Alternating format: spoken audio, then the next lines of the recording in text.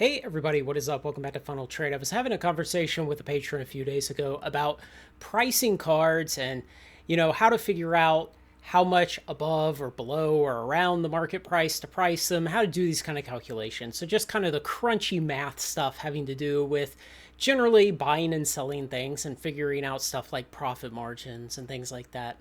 And I mentioned one thing to him, which was your profit margin is insurance on your business activities. And I always enjoy telling people that because I remember the first time that I encountered that idea. And I was so surprised because when you hear it, it's like, oh, yeah, that makes perfect sense.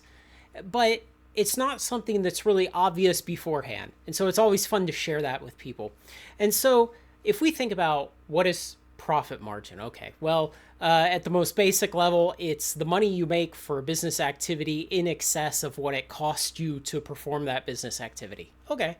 That's kind of like a good naive definition. It's like the most basic, simplest definition.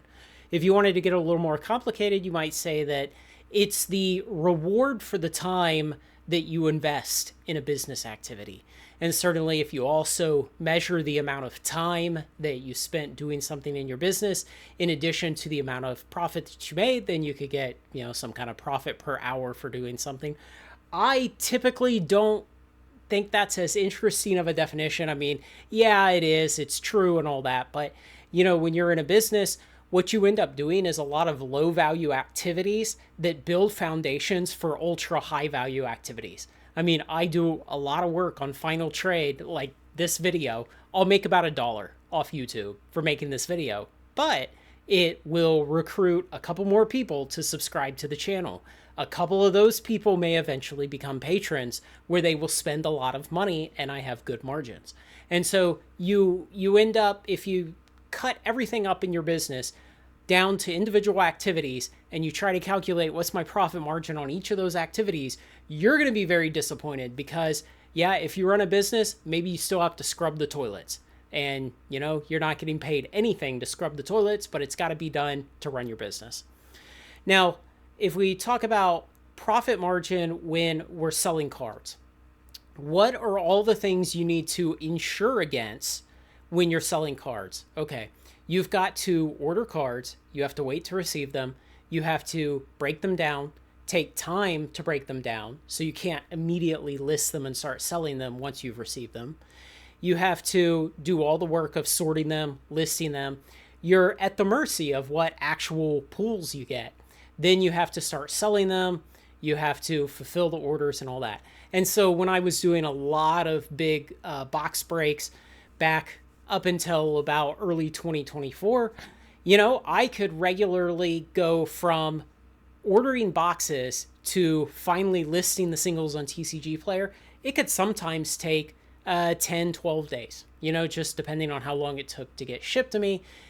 Typically, I could break down any arbitrary amount of boxes and get them listed in 2 days, and then everything would start selling. So you need to protect yourself against the market swinging in all that time that you're waiting in between when you've said, this looks like something good to order and break into singles and sell, and then you actually getting to do it. Maybe the market moves out from under you, okay?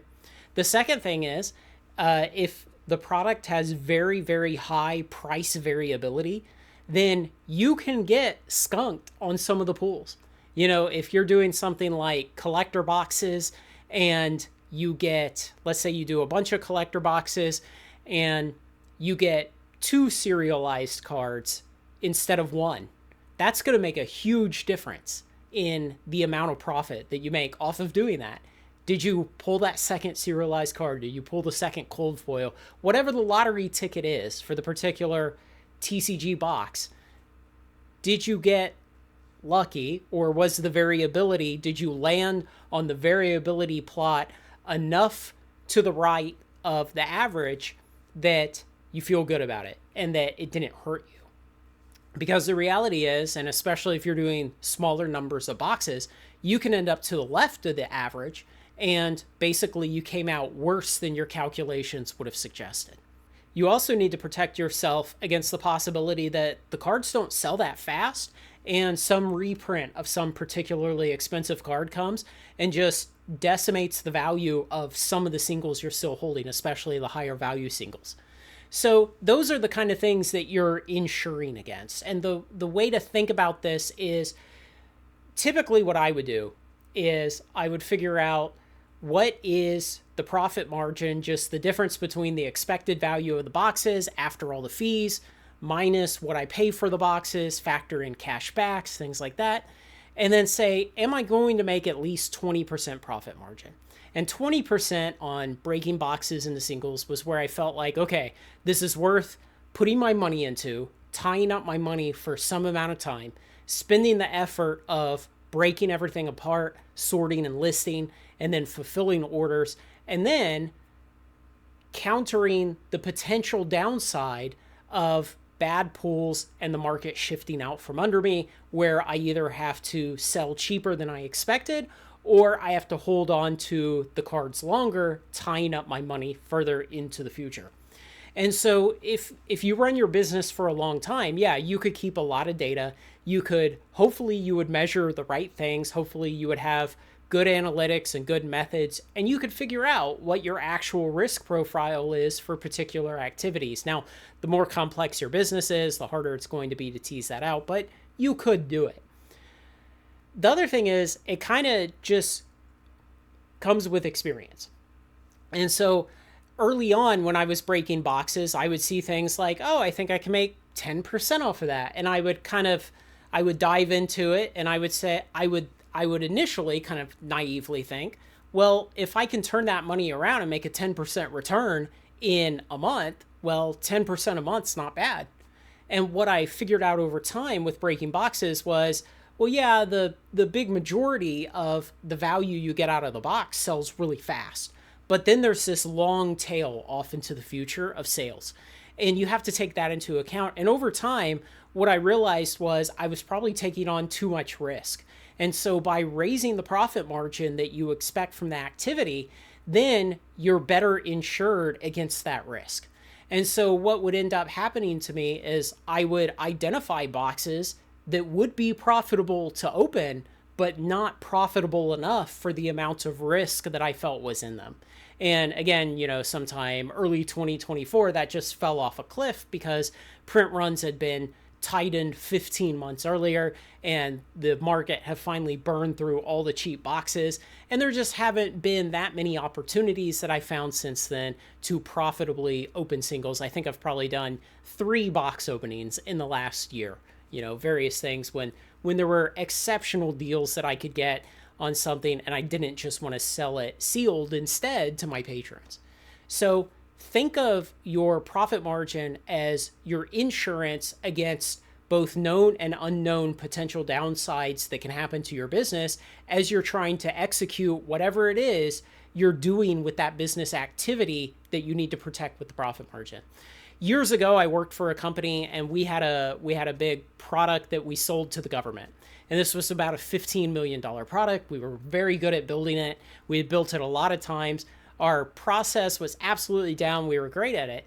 And even then, we took a 13% profit margin. When we would bid on the next round of building the thing again for the government, we would figure out what our actuals were from experience, having built these things before, and then we would add 13%. And that was just the level that we had established in the company of this is the risk of selling to the US government, because the government has a bunch of bureaucratic overhead and a bunch of all kinds of federal acquisition regulations, all kinds of rules you have to follow.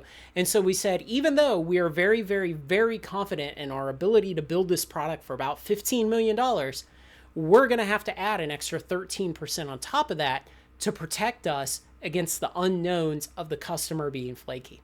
There are other times, also just by coincidence, talking about dealing with selling to the government, where you'll have something that's, say, a commodity product that you sell to the government, and you've got an assembly line that's paid for. All the subcontractors are lined up. They're all on IDIQ contracts. Everybody's ready. All you have to do is get some money and go and make the thing. In that case, the government's going to come back to you. They're going to look at your bid and they're going to look at everything and they're going to say, you're putting too much profit margin on that. That's too high for the actual amount of risk you're taking. And the government will come in and say, you know what, we're not going to pay you more than a 3 or 4 or 5% profit margin on this thing because there is no risk. You have the assembly line, you have all the tooling, you have all the suppliers, you have the workers, the employees, the knowledge, the experience, everything. There's no risk here. And so then they'll just give you a very small return that's basically kind of like the risk-free rate on long-term bonds. I mean, it has to be comparable to that. Otherwise, you would just liquidate your whole business and invest it in long-term debt and get that rate. And so that's how you can kind of think about some examples of protecting your business with your profit margin being insurance on what you're doing against the unknowns. And so the other part of this is if you're doing something new in your business and you're not very sure of what you're doing, there's a lot of unknowns, you have no experience with it, you need to think about whether you want to inflate your profit margin to protect yourself, but potentially at the downside of reducing your competitiveness in the marketplace. So that's probably a whole other discussion. Let me know what you think, guys. Thanks to everyone who makes this content possible, especially my very generous supporters on Patreon. Like, comment, share, and subscribe, and join me on Final.